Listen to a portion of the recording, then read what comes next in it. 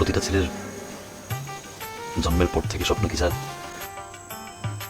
বড় হলে ও একটা বিয়ে করবে, সুন্দরী বউ। সেটা তো আমি পাইছি, মাশাআল্লাহ, সুবহানাল্লাহ, অনেক সুন্দর।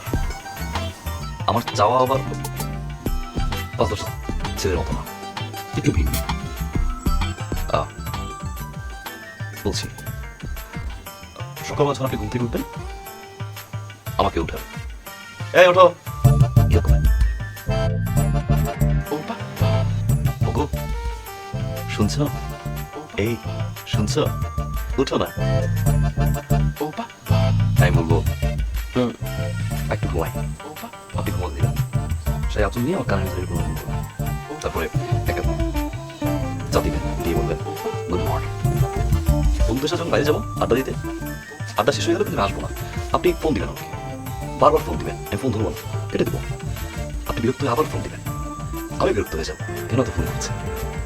ফোনটা ধমক দিবেন আমাকে, এতক্ষণ কি তোমার বাইরে বাসায় যে একটা বউ আছে মনে নেই? জলদি বাসায় আসো, আমি আসবো।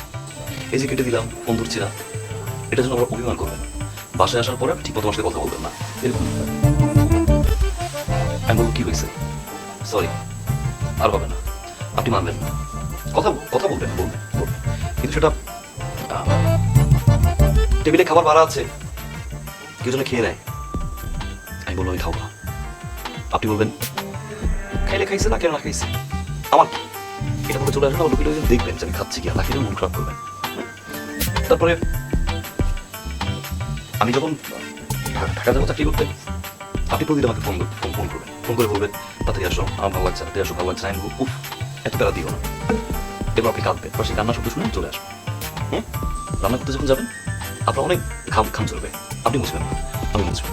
আচল দিয়ে আমি পাশে থাকবো, আপনার ঘাম চলবে, আমি মুছে দেবো। হ্যাঁ,